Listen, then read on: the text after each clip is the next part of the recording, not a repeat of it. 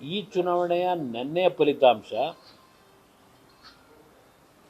ಬಹುಶಃ ಒಂದು ನಮಗೆ ಇನ್ನೊಂದು ರೀತಿಯ ಅನುಭವವನ್ನು ಕೊಟ್ಟಿದೆ ಅನ್ನೋದು ನಾನು ಹೇಳ್ತೀನಿ. ಯಾರನ್ನೂ ದೂಷಣೆ ಮಾಡಲಿಕ್ಕೆ ಹೋಗಲ್ಲ. ಈಗ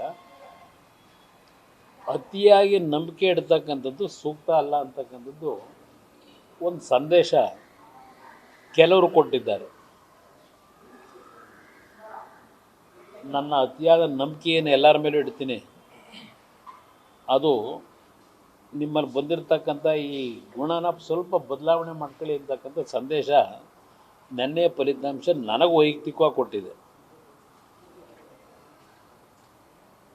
ಇಲ್ಲಿ ಯಾರನ್ನ ದೂಷಣೆ ಮಾಡಲಿಕ್ಕೂ ಹೋಗಲ್ಲ. ಈ ಫಲಿತಾಂಶದಿಂದ ಯಾವುದೇ ದೊಡ್ಡ ಮಟ್ಟದ ಬದಲಾವಣೆಯೂ ನಾವೇನು ತರಲಿಕ್ಕೇನಾಗೋದಿಲ್ಲ.